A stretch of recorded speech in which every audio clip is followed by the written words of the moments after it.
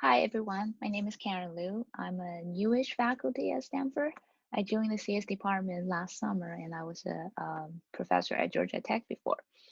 So today I'd like to talk about simulating human movement and interaction with the world, which is the main research direction of our lab. One of the great legacies from Aristotle was that he saw live animals as actively controlled mechanical systems. This might not sound like much, but we had to remember that this view was established way before we understood Newton physics. And this view set us in the right direction to scientifically pursue the knowledge about our own bodies and the movement. And because of this view, engineers since ancient Greece have been developing technology inspired by animal natural motion. I'm interested in many of these topics, but my research focus lies at the intersection of a computer animation and robotics. I'm interested in understanding the underlying dynamics and control mechanisms of natural human movements and their physical interaction with the world through recreating them in the digital world or on the real robot. So what is a natural motion, you might ask? To my mind, this is not a simple question to answer. There is a hierarchy of a naturalness we would like to pursue. At the very basic level, we want to recreate the kinematic behaviors of the animals in the real world. We like to see our digital agent exhibit natural kinematic trajectories, but we don't really care about the physics, underlying physics behind that at this level. Most computer animation films and video games strive to achieve this level of naturalness. But sometimes the underlying force and torques that gives rise to the kinematic motions are also important. Um, to get this level right, we need to compute appropriate internal force and simulating the motions through dynamic equations of motion.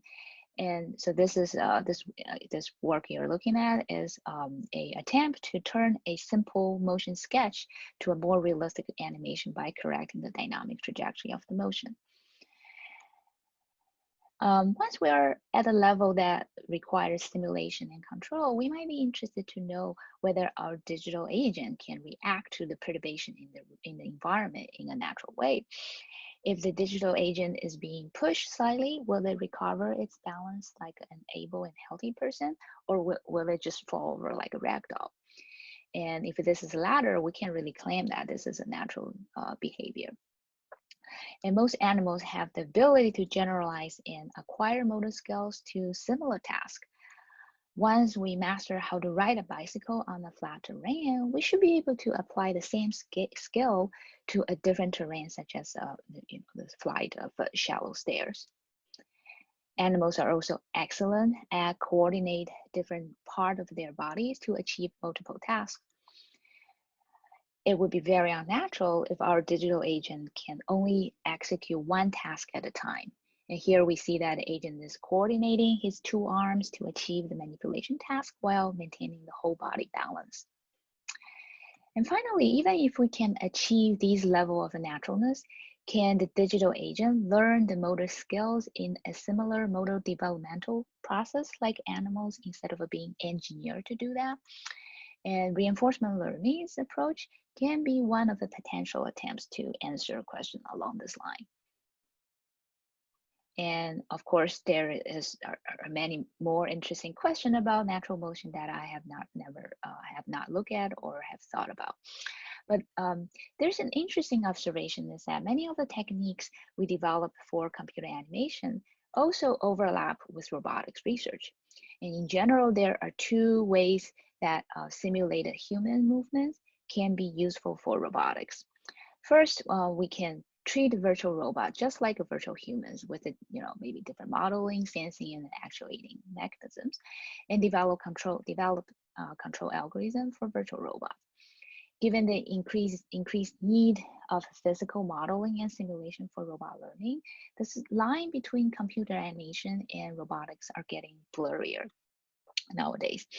And the second way to utilize simulated humans for robotics is to develop the virtual humans who interact with the virtual robots for application in assistive or healthcare robotics.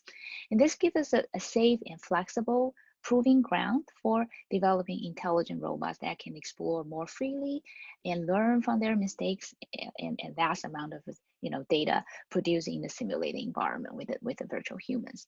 So today I want to focus on one problem that has very interesting applications for both computer animation and robotics. So one particular human behavior that fascinates me for a long time is the human's ability to manipulate deformable cloth using their entire body, not just the hand, the hand effectors, to a configuration that covers their body, aka dressing. And at first glance, dressing seemed to be a very specialized case in manipulating tasks, but this task is fundamentally critical to human society.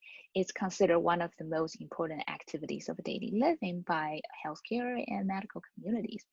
If you can't put on clothes on your own every morning, you can't function as an independent adult. And usually it takes the average child 3 to 4 years to learn this skill. And in some cases, like my son, he was still not quite master after 4 years.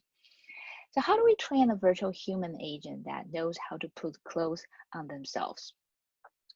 Well, first, we need to simulate cloth. Physics simulation has been frequently used in animated films to generate realistic cloth motion, but they rarely show the character puts on the clothes.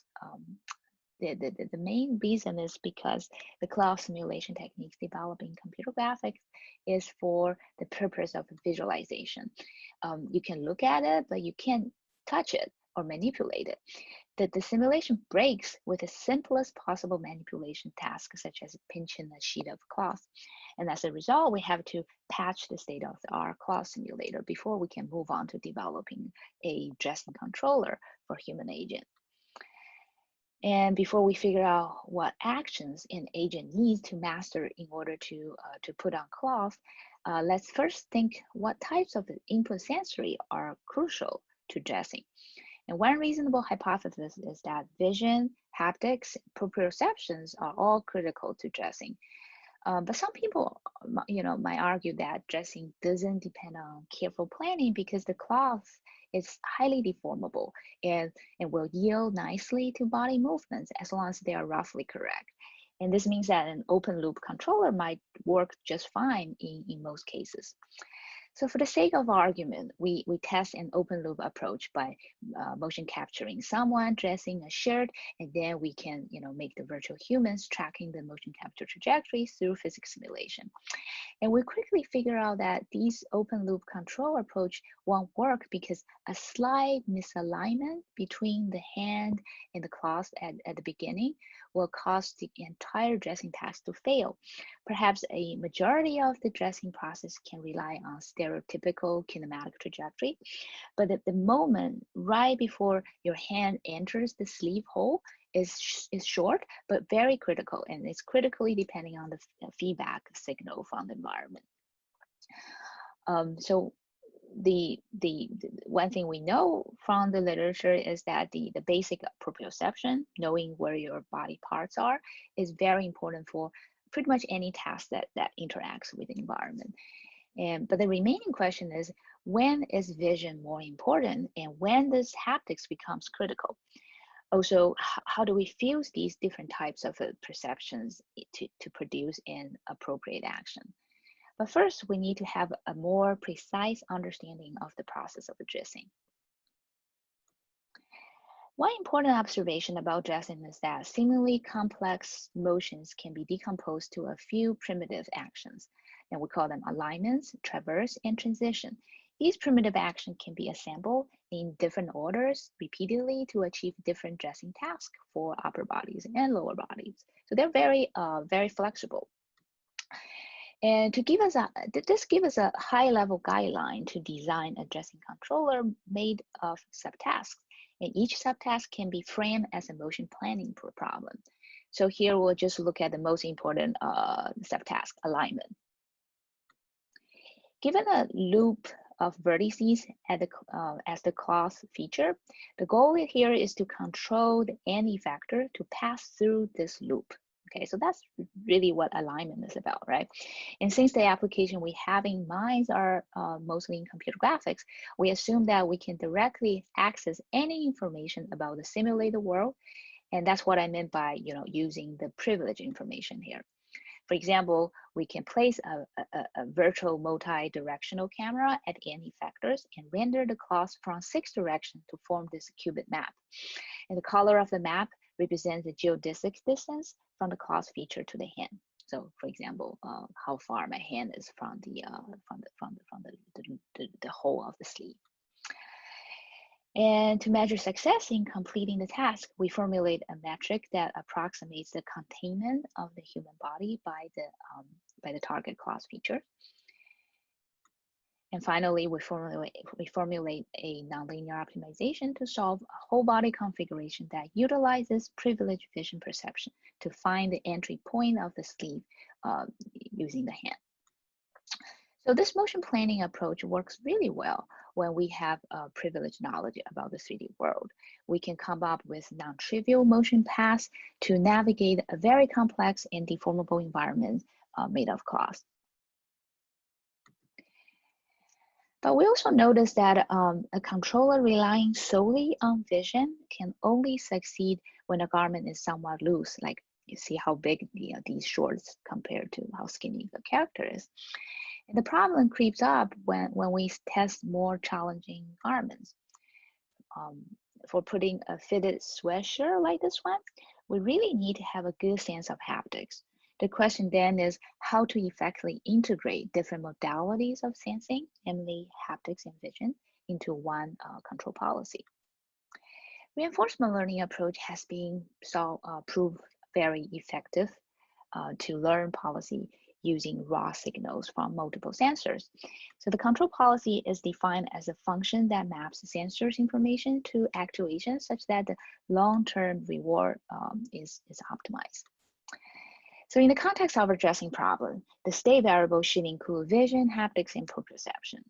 The representation for vision and proprioception are pretty standard, but the representation for haptics can be very interesting. Most robotics manipulation tasks simply use the force torque sensors equipped at any factors to measure haptics. But for the case of addressing, the haptics perception induced by the cloth skin contacts on the entire body also plays a very important role in designing an effective control policy. So what we did is to encode the haptic as pressure maps on the human body. And the action can be many different forms depending on the actuation mechanism. Here we'll just make it simple. Let's say it's a joint torques. So what we want to maximize is the expected reward for the trajectory generated by following the policy. The core reinforcement learning lies in design of this reward function. Two reward functions with the same maximizers can result in a very different policy if the shape of the function is different. So oftentimes we need to apply reward shaping or transformation to make the problem converge better. So let's take a look at our reward function. In our problem, we want to penalize the distance of the any factors from the target. And we want to add extra bonus if any factors actually reaches the final trajectory, a final target. And we want to penalize if the agent applies a large force to themselves. And finally, we want to penalize if the agent rips the cloth, right? So this is a very challenging reward function for two reasons. First, there is a delay reward there. The extra bonus at the end doesn't provide any gradients information at the beginning of the learning. And the second reason this is hard is there is an if statement, like the discrete decision-making point in the reward function, which depends on complex dynamic of cloth. Ripping a cloth is a very sudden and complex event that might complicate the learning process. So we use a fully connected network and policy gradient method to learn the task of dressing. I was very skeptical that deep reinforcement learning can solve problem with this level of complexity at the beginning, but we were pretty happy that it actually worked. So one benefit of a reinforcement learning approach is that it doesn't need any curated controller design like what we did with the motion planning approach. It automatically described quite complex maneuvers to put this pullover t-shirt on the upper body. And for a different style of garment, it found a completely different way to achieve the task. And notice that there is no reference motion to demonstrate how the task should be done. And yet, the reinforcement learning automatically discover policies, for example, how human put a pullover shirt or front open t-shirts on themselves. And another benefit of a training is, you end up get a feedback policy that's quite robust. It can, it can handle a small amount of variation in the initial state and perturbations in the environment. Here you see those red arrows indicating the force being used to push the character around.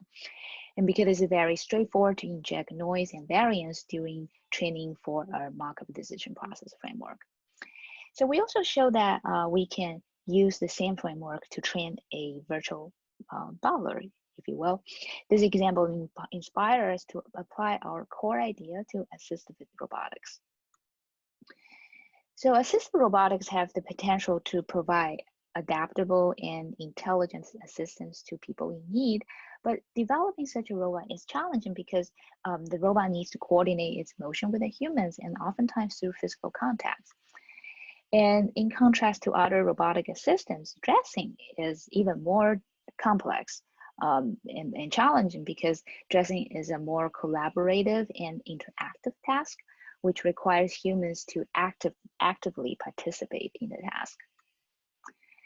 So the problem we have at hand involves three dynamic systems interacting through complex and persistent contacts. One key component is to model humans' behavior accurately to facilitate the training of the robots in simulation. And under this premise, both robots and humans are virtuals when training a robotic policy. But one distinction between human and robot is that the policy of the robot has to be tested in the real world eventually. So we have to model both the sensors and actuators of the robots very carefully and accurately. And the real world robot sensors for haptic perception today is actually quite limited. And the limited sensing capability becomes a major obstacle for assistive dressing tasks. So we want to do something that can make the haptic sensing a little bit better than what is available on the hardware today. So here we want to obtain rich haptic information from robots' standard force torque sensors on their effectors. Essentially, we want the robot to know what a person feels when it applies certain action on the human. Through years and years of personal experiences, human caregivers have a pretty good expectation of what the person might feel when they apply certain force. But robot doesn't have these past personal experiences to relate to, and unless we explicitly encode these haptic sensations in a mathematical format that robot can understand. So specifically, we want to be able to estimate what human feels from the force applied at any factors of the robot. We use a cost simulator, generate training data, and train an LSTM to predict the pressure maps on the human's arm. To test our estimators, we command the robot's any factors to follow random trajectories. On the left, you see the pressure on the arm predicted by the estimator. On the right, you see the ground truth of stance through clock simulators. Basically, all robots knows are these three force vectors apply on the hand. From there, the robot is able to imagine the pressure forces apply on the human arm. So how do we utilize these multimodal sensors to develop a control policy for both robots and humans? We assume that human is collaborative and is willing to do everything within its kinematic and dynamic capabilities to achieve the task with a robot.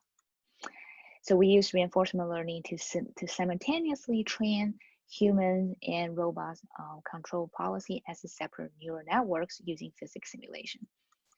Our approach results in a control policy that successfully collaborates in a variety of simulated dressing tasks. So while the dressing task might seem harmless, a bad robot controller can still manage to damage people in a very unpredictable way. Here we show some rollouts from an early policy during training. And this sort of show you that testing these controllers on a virtual human first is much preferred approach than developing controller directly on real humans in the real world. So beyond the safety concern, having a human proxy simulation can also enable many possibilities for training assistive robots. We can modulate the human kinematic and dynamic capability and train a robot policy that can interact with a range of the different human behaviors compared to a normal human. A human with a weaker arms changes the action of the robot. It looks pretty subtle, but you can see that the robot end up doing more for humans when it dresses a weaker human. And similarly, well, when a human has a different condition like dyskinesia or limited joint range of motion, the same robot policy is still able to achieve achieve the same task. Okay, so one thing that is interesting to note is that before we can deploy this deep reinforcement learning policy on the real world to interact with the real people, an intermediate step is to deploy a trained policy on a real robot, PR2 here, dressing another robot which follows the virtual human's motion. That's sort of one more intermediate step before we can push it onto a real human. And finally, here are the demo of a PR2 dressing a real person using the haptic enable model predictive control for relatively simple dressing tasks.